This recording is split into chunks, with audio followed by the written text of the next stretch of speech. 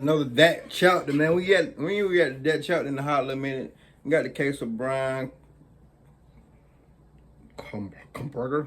I don't know how the fuck to say that name. I ain't gonna cap to y'all. But I think this got something to do with that case we reacted to. It was a Mr. Ballin case. With the college sorority house or something like that. It was a dorm and all the people, some people got killed and shit like that. I'm just naming this part two of that. But anyway, man, we're gonna get this shit started, man. How y'all Friday doing? How y'all doing on this good, lovely Friday? Okay.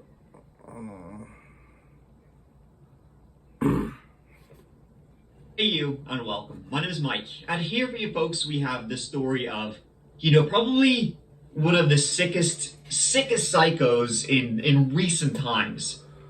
Definitely. Actually, you know what? Probably.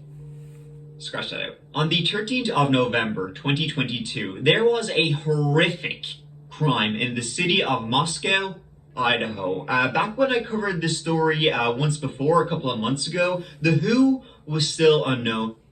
Crazy thing is, when I would come back in the house, my mom was watching the news. I ain't see who did it and shit. I had left.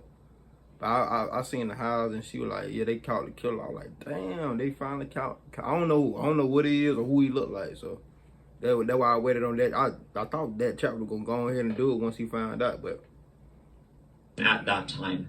Now the why is still unknown, but the story of Bryan Kohberger, it just gets, it just gets more disturbing the deeper you get into it. I had it right. Let's do that right now. Let's give it a go.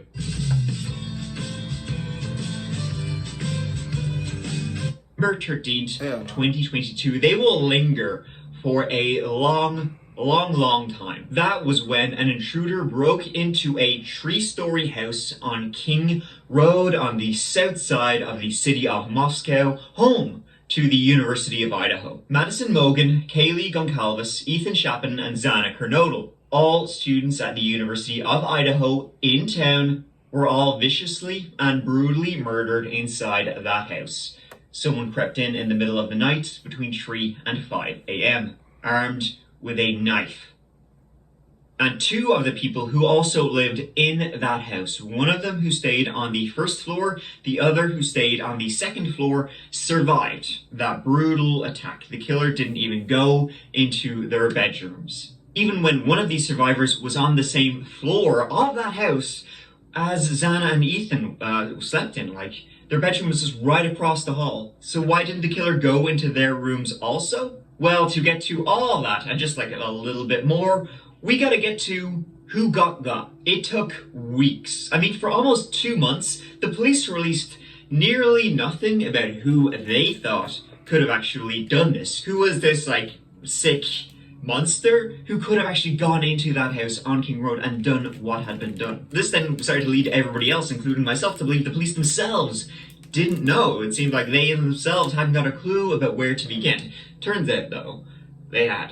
It all happened pretty suddenly, all leading to one man, and that was Bryan, C stands for words I can't say right now, Kohberger, 28 years of age, and a PhD student at the Department of Criminal Justice. He did it. Justice and Criminology at Washington State University, less than a 10-minute drive from the University of Idaho. Now, since Bryan Kohberger's arrest, a lot has come out about him, but there's still also, like, a lot. Like a metric shit ton, you might say, that we do not know about this character. See, Bryan, he wasn't much of a presence throughout his life. He was always described as a quiet guy. And why is it always the quiet ones?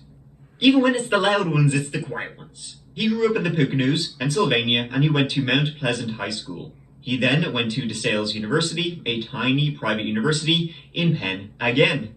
Now, apparently at one point he had a brief heroin addiction, but not a whole lot has kind of come out about that. But some said that he spent some time in rehab for a period. Don't really know much about it. Kind of like one of those, like, allegedly, apparently, friends said. A former professor at DeSales called him a brilliant student. In fact, that's one thing that will kind of come up again and again. Like, people would describe Bryan Kohberger as highly intelligent. Okay, so the smart, quiet ones, we gotta start rounding them up. He studied psychology, and then he later did his master's at DeSales University, studying criminal justice. His thesis? It involved questioning people about their thoughts and their feelings while they were committing a crime. I guess he did not want to question anymore. There was only so much theory he could learn about before he needed some real practical experience. While at DeSales, he even posted on the subreddit ex-cons, asking for participants with his research project, with questions such as, did you prepare for the crime before leaving home? And, how did you leave the scene? Quite literally taking notes. Other students would say he was a normal, albeit quiet guy. My God, if you gotta do all that, ain't no point in committing a crime. With a weird-ass stare, Manson lamps on this kid to the max. And yeah, awkward. Like they said, hard to carry a conversation with. Like talking to him, it's like pulling teeth. Damn. This guy. But of course, everybody would say, I cannot imagine this guy committing one of the most disturbing crime acts in recent history. Though, who would say that? I can imagine him going to a house and brutally murdering 4 people. During his time at DeSales, he studied under Dr. Catherine Ramsland, a well-renowned criminal psychologist who spent years interviewing and then writing a book about Dennis Rader, the BTK killer. So he would have known quite a lot about these kind of famous serial killers. Taken again. Could be 2K. That motherfucker was something different. I ain't gonna count. Bro worked for the fucking city. I'm talking about like you a regular guy. You don't even think he was a serial killer. That nigga used to talk about B2K and he was B2K. Literal notes. And so, then after he graduated with his master's in the summer of 2022, he upped sticks and he moved all the way over to the West Coast. He moved to Pullman, Washington, and there to do his PhD in criminology. So he was there. While he was there, he apparently applied for an internship at the Pullman Police Department. He was also a teaching assistant and an assistant instructor for undergrads. A lot of PhD students tend to be, who are studying criminology, criminal justice, that sort of thing. Apparently, as a TA, bit of a dick. Apparently, he would grade a lot of their assignments. He graded quite harshly, was considered unapproachable. And it seems as his first semester began, I don't know why people do. I don't know why they hire people like that. You feel me? People like that used to get bullied on in school. Hell nah. That's just like if you try to, it be the bully. Like if you get bullied on, they try to be cops and shit. Like, you know what I'm saying? Take it out on everybody else. 2022. People said he was grand, other than, the undergrads who said, this guy kind of sucks. But other people said, he was fine, he was gregarious, he was kind of happy to chat, maybe a little bit less awkward than he had been back in PA. Other than that, kind of a regular-ass dude. When it came to studying criminals, though, and classes, he was front and center. Teacher's pet was right there, middle of the class, taking notes. Now, other people who had interacted with him at this time, shortly before the murder, said he could.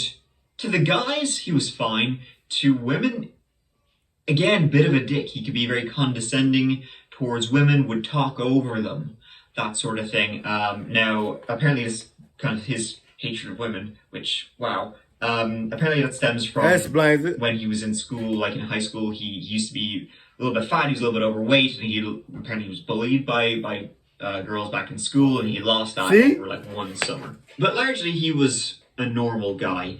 All that changed, though, in November 2022. So he was in Pullman, Washington, and obviously the murders happened in Moscow, Idaho, across state borders, but a 10-minute drive away, both universities very, very close together. So what were Bryan's links to Madison, Kaylee, Xana, and Ethan? But I ass scared the fuck out of me, I ain't gonna count. Hold it. Ew.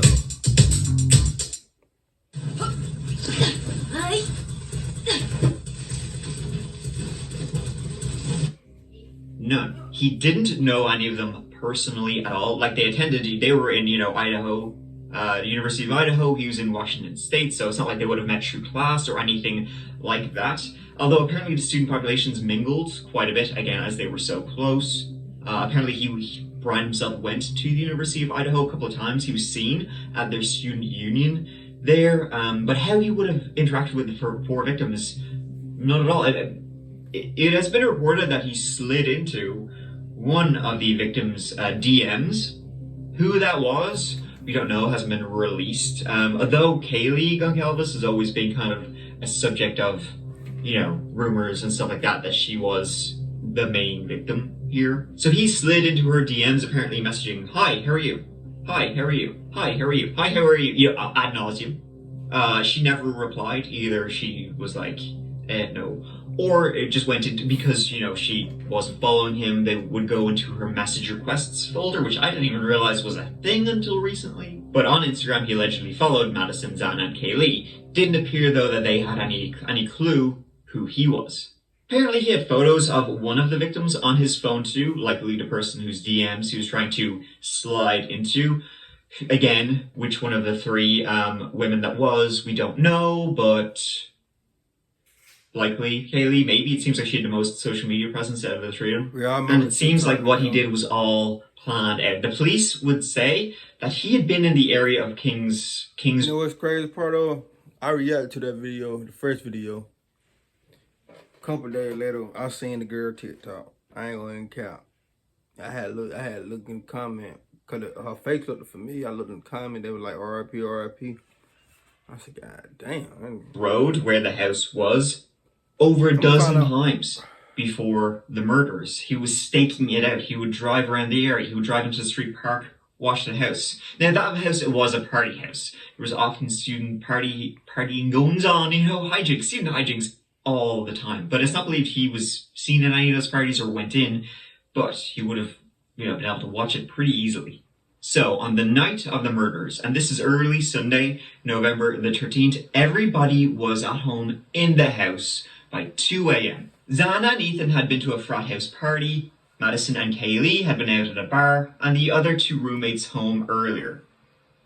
So by 2, everybody was back at home. At 2:42 a.m., Bryan Kohberger, he left his house in Pullman, driving his car, a car he brought with him all the way from Pennsylvania, a white Hyundai Elantra. He left his house and he was driving south from Pullman. Now, Moscow was east of Pullman, but he was driving south, and as he reached the outskirts of Pullman, he turned off his phone. He drove that way, not directly towards where he was going. Why? Why did he take the scenic route?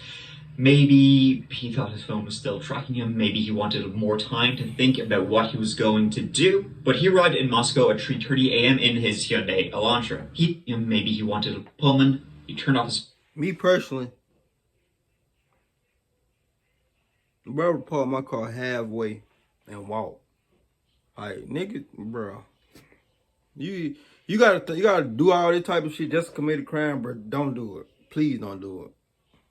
He drove that way, not directly towards where he was going. Why? Why did he take the scenic route? Highly recommend. Maybe he thought his phone was still tracking. Highly recommend. Maybe he wanted some more time to think about what he was going to do. But he arrived in Moscow at 3:30 a.m. in his Hyundai Elantra. He then proceeded to drive past the house several times, drive up and down that road quite a few times, maybe trying to, gather up his balls, thinking about what he was going to do. My bad. This shit's so motherfucking strong. I'm gonna get the other one though. But this shit's so strong, highly recommend. I ain't gonna count. My bad, y'all. It make your whole goddamn room smell good in the motherfucker. Even when I'm smoking, this shit still help your room smell good in the motherfucker. I'm gonna take this motherfucker when I go drive trucks and shit. I ain't gonna count. Churches will be stirring in the house, but the house by this stage was dark. By 4 a.m., everybody in the house was asleep, except for Xana, who got a DoorDash delivery at about 4 a.m. And like Bryan would have been 4 a.m. right outside the house at this point, possibly even making his way into the house. He would have been watching as she opened the door to this food delivery guy. Then, Dylan Mortensen, who was one of the survivors of this house, and she slept on the second floor of the home, the same floor where Xana and Ethan slept. And she said around that time she heard noises on the third floor, the floor above her, where Kaylee and Madison were sleeping. She thought it was Kaylee, perhaps playing with the dog, directly above her. And then she heard someone whisper, perhaps Kaylee, whisper something like, "There's someone here. Someone was in the house." Now, Zana was still awake at this time. Records show she was on TikTok till about perhaps Kaylee. Whisper something like the dog, directly above her. And then she heard somebody whisper, perhaps Kaylee, whisper something like, "There's someone here. Someone was in the house." Now, Zana was still awake at this time. Records show she was on TikTok till about 4:12 a.m. So it was possible, that Zana was the one who said it. Dylan, hearing this, she opened her door to try and peek out. Saw nothing, just pitch black darkness. Dylan went back to bed. Then she thought she heard somebody crying. And then a male voice say, "It's okay, I'm going to help you." Dylan opened her door for a second time. Why the fuck y'all ain't getting up? Again, only darkness and silence. Dylan then... Okay, darkness. Why the fuck y'all ain't turning on the lights, man? Sometimes y'all gotta... Sometimes they be causing this shit on their own, dog. Like, sometimes y'all gotta use your common sense, y'all. I ain't gonna lie to y'all. I won't tell y'all nothing strange yet. Y'all gotta turn it, like, if y'all wanna survive, why, if you just said somebody in the house, why y'all ain't waking up everybody trying to see is somebody actually in the house? And soon after, she opened her door for a third time, and this time she saw a figure in the darkness. She saw a male figure dressed in black with a mask covering the mouth and the nose walking towards her. Now she just stood there, frozen in shock, and this guy just walked straight by her and out the sliding glass door into the night. Dylan then locked herself in her bedroom. Bryan, he then left the area at high speed and his phone would reconnect outside of town. Hours later, he came back. At 9 a.m., phone records would show his phone tracked him from Pullman back to Moscow, and he was on the road. He was on King's Road, again parked up outside their house. Why? Was he waiting for the show to begin, for police and everything? Now, the bodies hadn't been discovered, the victims hadn't been discovered by this time. They wouldn't be discovered for another 3 hours. So he was watching the house just there, relishing in what he'd done. Or was it because he realized he had forgotten something? Regardless, it doesn't seem like he went back inside. Then, approximately 3 hours later, Madison, Kaylee, Zana, and Ethan were found in the house. R.I.P. And Bryan, he went about his normal routine, classes, and all that. And he would bring up the murders when chatting with neighbours around him. "Oh yeah, you hear about those murders? It's weird that happened, right? I wonder if they'll catch the guy who did it. Seems like it was a crime of passion to me, but who knows?" Staring at you with the Manson lamps. Others would say, though, he became a lot more quieter. He became a lot more, tired. Seemed like he was having a lot of sleepless nights. Same thing B2K did. Did you hear about that B2K dude? Nigga, you is B2K. Nigga, fuck. After the 13th of November. A week after the murders, due to his car being spotted on CCTV, police asked folk to be on the lookout for a white Hyundai Elantra, and nearby police departments to do the same. Hours worth of security video from that nearby gas station to assist in the investigation. The white Elantra seen on CCTV around the time of the murders, it didn't have a front license plate, which was required by both Idaho and Washington, but not required by Pennsylvania. Washington State University police found they had 4 white Hyundai Elantras on their campus, one of which... Really?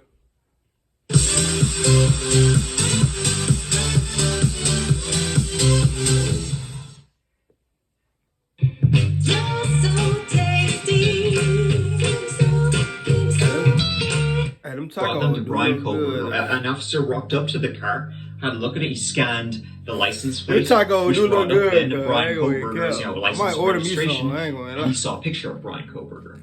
Now, Dylan Mortensen would tell the police the person she saw, the figure she saw during those dark hours, he was about 5'10", was athletic build. She couldn't see the mouth or the nose because of the mask, but one thing she said was he had bushy eyebrows.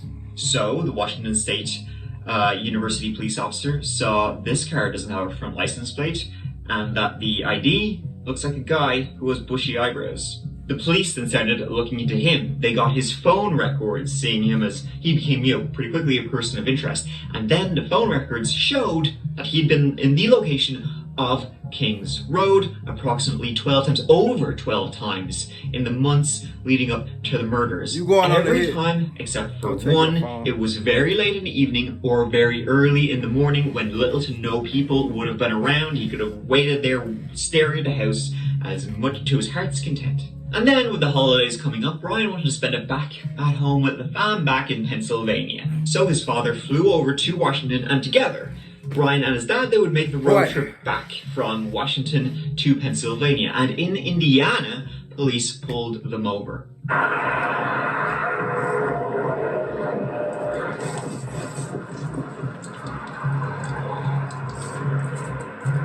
Hello. How you doing? How y'all doing today? Good, good. Take a look at your driver's license real quick if I could. See, he's right up on that van, man. He's right up on the back end of that van. That's why he got pulled over. If you know you done did some shit, why are you driving like that? Like, bro, people don't be thinking. They just don't. Driver for tailgating. Is this your car? Okay, cool. Where are you headed? Wow, we come from WSU. 12, 15. 10 days before Christmas. What's WSU? Nah, I wouldn't know what to say that, bitch. I don't know.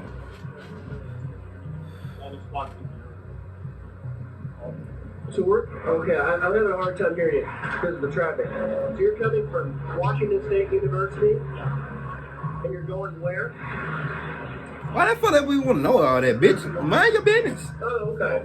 Fuck. I'll tell their ass all that my business. Don't worry about me. Fuck me. Hours, days. Okay. So what did Now, by this stage, the FBI, they were tracking him. He was a key person of interest in this case. They were tracking him as he made his way across America. But when he was pulled over, that had nothing to do with the FBI's, interest in him. There was kind of some rumors about that. It wasn't. Indiana police pulled him over simply because he was following another car too closely. They actually pulled him over twice. And so the final piece of the puzzle was what Bryan had left behind in that house during that horrific attack. Where he left? A tan leather knife sheath. He had left it on the bed on Madison and This bitch left the murder weapon. This nigga is not built. Haley's bed beside Madison's body. And on the knife sheet was a button, for clasping it. A man's DNA was found on that button. Bryan likely realized he had left it behind. After the attack, maybe he'd been in such a daze, he'd left behind. The next morning when he went back, maybe he was thinking he was in the car. He was looking at the house to see if anybody had awoken, if the police were alerted yet. He was probably sitting there humming and hawing. Shit, should I go back in and get it? Shit, he didn't. And it's a good thing he didn't. On December 27th, with officers following him all the way to his house in Pennsylvania, to the Kohberger family home, they searched through the trash outside his house and they sent some of it back to Idaho to the state lab to be DNA tested. And Bryan Kohberger's DNA from his house in Pennsylvania to that knife sheet led them to Pennsylvania, near thousands of miles across the country. That's where they found Bryan Christopher Kohberger, the 28-year-old, whose connection to the Palouse here and to this area seems to be that he's a criminology program student. He's a graduate student in the criminology program at Washington State University. There wasn't a whole lot of information, as I said, because of that, but there's a lot of things we do not know. Like, when did Kohberger become a suspect? How long had they been tracking him? What made this arrest possible today? And there were even questions of a motive. But again, none of that information was provided today. When asked if there was anyone else possibly involved in this case, Chief Fry said, "We have an individual in custody who committed these horrible crimes." Bryan Kohberger was arrested at his family home in Albrightsville, Pennsylvania on the 30th of December. He was arrested in the dead of night. Bryan Kohberger was, quote, wearing latex medical type gloves and apparently was taking his personal trash and putting it into separate Ziploc baggies at the time of his arrest. Presume.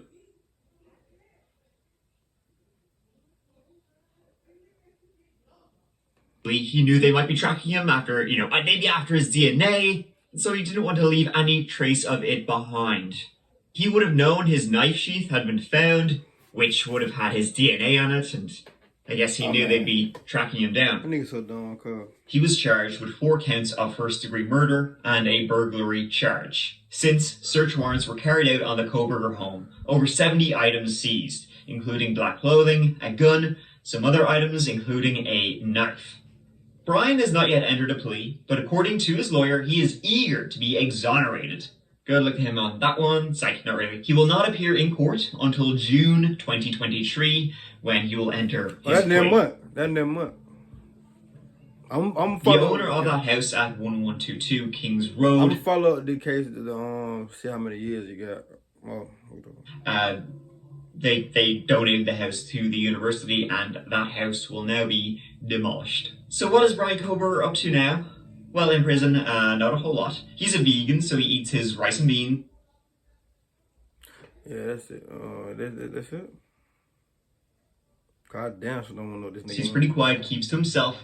No surprise. Oh, that's something that Bryan... Go on, up you get against the wall. And apparently in prison, Bryan is obsessed with himself. Really, he watches all the news. Yeah, that's it, man. That being said, man, RIP to all the victims, you know, all the people that passed away, man. That being said, see y'all motherfuckers on that video. Have a good Friday. Be safe. Stay safe. Give the video a thumbs up, like, subscribe. See y'all motherfuckers on that video. That's right.